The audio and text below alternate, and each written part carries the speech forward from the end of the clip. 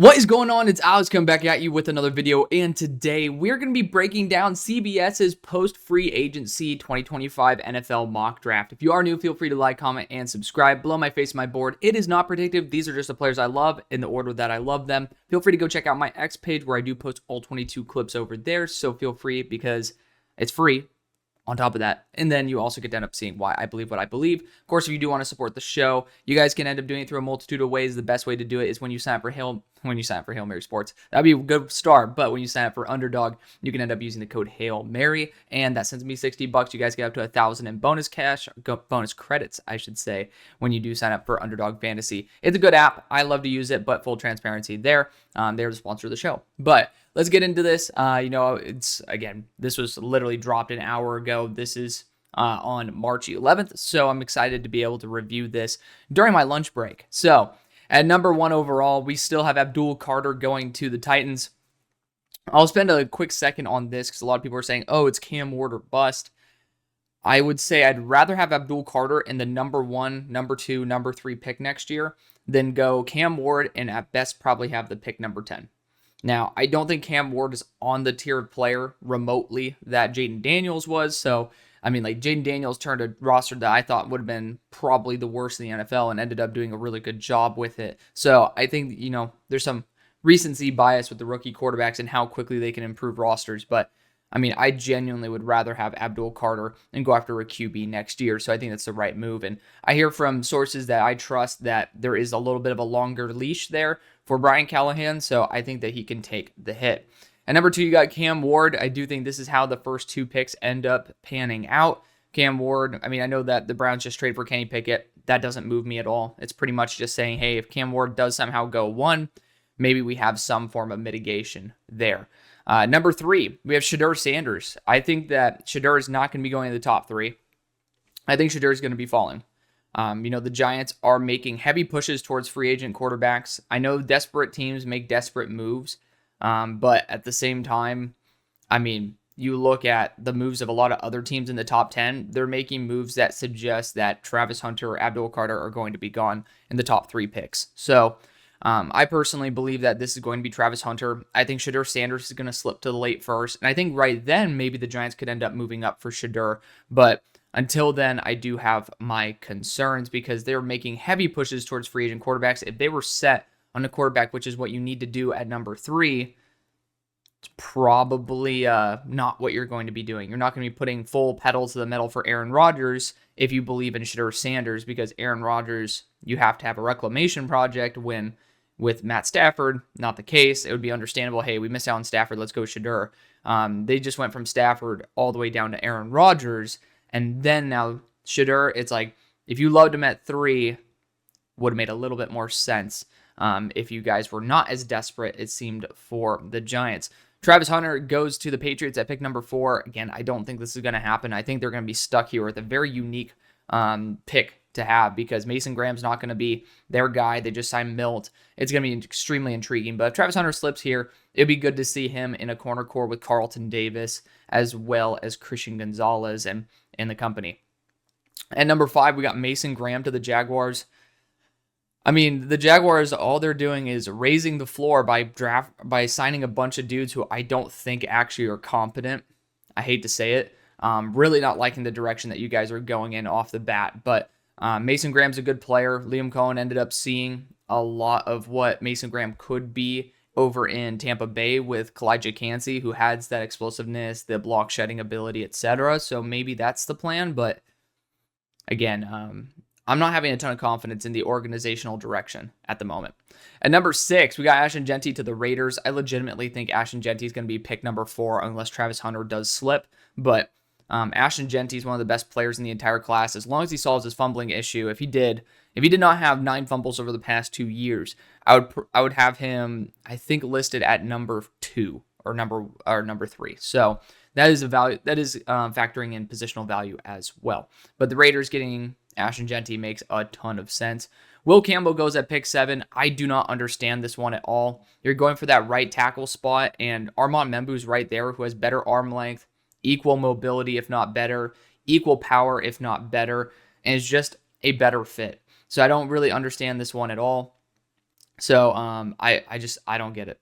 I don't get why you'd go Will Campbell, who's pretty much tested out as somebody who is not that great in terms of the measurable side of things, when you can end up going for someone who's a true right tackle who does measure out properly and has all the hype in the world. Again, perfect fit. Also with Fashanu, another extremely athletic tackle, when you do have an athletic quarterback in Justin Fields and Tyrod Taylor. At number 8, you got Tetairoa McMillan going to the Panthers. Heard some rumors that he's going to be slipping to the later first because he's not testing, and I think it's because he's not a very good athlete. But with the sub 32-inch arms, again, we're not like, given his archetype of receiver, 32, like over 31-inch arms are fine. But for the archetype of receiver that he is, which is someone who is going to be more that contested catch style, more of a smooth than fast kind of guy, you'd be hoping for a little bit more catch radius right there. Jalen Walker goes at pick number 9. After investing $17 million a year into Chase Young, it does look like the Saints are kind of looking to, they look a little desperate at edge. But I do think that pick number 9, Jalen Walker as an edge, is not really worth it. Like, I hate to say it, I'm not a huge fan of that. And so I'm just going to leave it there. Not the biggest guy on Jalen Walker to the Saints, especially when you have Kellen Moore, an offensive head coach. I'd prefer to see Tyler Warren go there. Armand Membu goes to the Bears at pick 10. Again, you're in a spot where you're going to be putting him to left tackle. And even then, are you fully giving up on Braxton Jones? I don't think you should. So, I mean, this is something where if it's in the second round, it's like, okay, you know what? It's a second round pick. You want to have him sit for a year, develop and have a battle. You draft a tackle at 10. It's not a battle. That's a starter. Like, there's no reason for you to have a battle for your number 10 overall player. It just doesn't make sense to me. I think Amari Hampton's going to be pick number 10.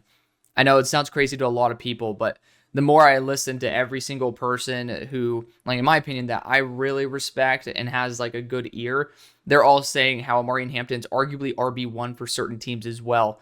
And if there's going to be someone who ends up drafting running back higher than what other people think is acceptable, it is somebody from the last team that drafted running back noticeably higher in the first than people thought was acceptable. So keep that in mind as well. At number 11, you got Will Johnson going to the Niners. Their lack of focus on the corner position in free agency kind of does feel like this could be the move. And he's a very good player. I hope that he's going to be healthy. I know he's going to be missing, if I'm not mistaken, he's missing Michigan's Pro Day, but we'll see what happens with him. At number 12, oh my God, the Cowboys go after Shamar Stewart. I mean, this is going to be the DeMarcus Lawrence replacement, but why would you spend a first round pick on a hyper developmental player when you're kind of just trying to win now? To me, that doesn't really add up. You're getting a freak player, but I mean, you drafted Marshawn Nealand for the whole entire reason of being that successor as well. I don't think you need to force it here at pick number 12. Tyler Warren goes at pick 13 to the Dolphins. Doesn't make sense to me at all. Just going to be honest. I mean, you just saw Jonnu Smith have an incredible season. He's a massive reason why the Dolphins offense had any sort of momentum whatsoever. I don't think that they're going to be focusing on that, especially after missing out on the majority of defensive backs in free agency. Then we have at pick 14, Calvin Banks at tackle. I mean, you guys lost your center and guard. Interior offensive line is certainly something I could see happening, but that, I mean, what? Again, just doesn't really add up to me. Doesn't add up to me. And especially with the way he measured, I do think he's going to end up being looked at as a tackle, but the feet are a bit of a concern for both him and Cam Williams. At 15, you got Mykel Williams going to the Falcons. Again, I don't really think that this is a very good fit necessarily, even though I've drafted Mykel before just based on the potential. You look at Ulbrich, he has a tendency to really like stand-up rushers. Mykel Williams is a 3 to 4 point stance guy. I just don't think that he's going to be, he's not trained to be ready day one for the Falcons. And I don't know, man. I just have my concerns, and also their neglect of corner also makes me think that they might be looking at potentially Will Johnson if he does end up falling to that point. Mike Green goes at pick 16. As long as the off-the-field questions are off the table, it's possible, but the amount of edge rushers now that you guys have, Baron Browning, Baron Browning you ended up bringing back, and then, of course, Josh Sweat you ended up adding, but you have B.J. Ojulari, you have Zaven Collins. And then on the interior as well, you also have Robinson. So I don't get it. I really don't. Like, it just, where are the snaps, right? Like, where are the snaps? You don't even mention Xavier Thomas in that group too. Like, where are the snaps? And so, I mean, they were in the market for Milton Williams. And again, this just shows that CBS has no idea what the hell they're talking about, because you're going to go after Walter Nolan. We'll discuss that in a second. I should have expected this. I haven't reviewed a CBS mock in a while, but the logic never adds up for CBS, and it's staying on par here. But again, a team that's over-addressed the edge rushing position, and then a team that over-addressed the defensive interior position here as well. Yeah, you bring back BJ What? Dude, this was released an hour ago. This is Tuesday, all right? An hour ago. Really, really bad job, in my opinion, just based on the fact, I mean, we all make mistakes, but again, this is a 3-letter site. There are editors here. I know, like, I mean, you could make edits. You could have literally flopped the picks and be like, oh, that's an intriguing fit. But, bring back BJ Hill, and I'm forgetting the other defensive interior that you also ended up signing. But you brought in 2 defensive interiors on top of the 2 that you already do have that are rookies from last year, and McKinley Jackson as well as Chris Jenkins Jr. Walter Nolan is just not the pick. I hate to say it. It's not the pick. Matt Golding is pick 18 is a good, solid pick. I think that, you have a defensive head coach. He's probably going to go after Nicky Minwari, but if you do go Matt Golden, I think it would be a good spot to go. Jod Campbell at pick 19 makes a ton of sense. They brought back Levante David on a 1-year deal. So, I mean, that's the thing. You're talking about this right here. Yes, he signs a 1-year deal. So it's obvious that some of these are up to date, and you're just going to ignore arguably the most blatant 2, which is like teams that have brought back 2 defensive interiors and signed and brought on 2 edge rushers. You're going to ignore that. But Jod Campbell is a good pick there for Todd Bowles. I think he'd love him. Kenneth Grant goes at pick 20 to the Broncos. I mean, you're going to just continue to take swings. You ended up bringing on Hufanga, ended up bringing on Greenlaw. Like, a lot of really good additions that you guys have done, and I really like that. I do think that tight end, if you get Evan Ingram, might be off the table, but I still think right now Colson Loveland would be the best choice, because, again, if you're looking at Evan Ingram, hate to say it, because for the people saying, oh, he's not a fit, which I kind of was like, hey, I really want Tyler Warren to you guys, which it's just not going to happen, but I digress.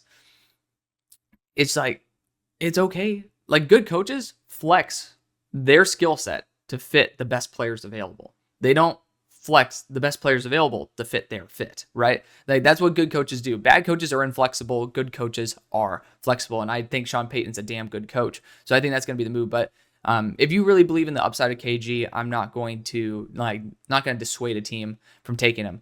But I mean, to be fair, I think Amari Hampton would have been a better choice. And Amari Hampton goes here at pick 21 to the Steelers. I'll be unbelievably happy. We ended up doing a 2nd-round tender on our running back in Jaylen Warren. Our other running back went to the next team that we're going to talk about, which is the Chargers, for a really cheap deal. But I still think that, this is going to be a prove-it deal. Regardless, Amari Hampton, in my opinion, best running back in the class, mainly only because Ashton Jeanty has fumbled 9 times in the past 2 years. And yes, I grade those fumbles at a much lower impact per fumble than, any other running back. So keep that in mind as well. Colson Loveland goes at pick 22. It's a good move there for Los Angeles. I mean, Colson Loveland's a damn good player. I really wish they didn't bring back Bozeman on a multi-year deal. To me, I think that's a big whiff because you can end up going after like Gray Zabel here and ending up having a really solid interior offensive line, or at least the beginnings of a really solid interior offensive line. Now you're kind of pretty much securing mediocrity, and I'm not a huge fan of that. Jahdae Barron goes at pick 23 to the Packers. Another guy on top of Nate Hobbs, who's probably going to be focused primarily as a slot. I know Jahdae tested out well enough to where he can potentially play on the boundary. Nate Hobbs has had reps on the boundary, but Nate Hobbs was best in the slot, also has injury concerns. Jahdae Barron, I mean, he is a primarily off-zone player. Like, he's the best coverage guy in terms of like post routes, apparently. So that's cool. But, Jahdae Barron, I still think not really the player I'd go for the Packers, but it is possible. I mean, it's not the end of the world, but It's very similar. I saw a meme that was talking about the Vikings in their corner situation. They're saying all the Vikings corner room is the girls doing the TikTok saying 5'3" and an attitude.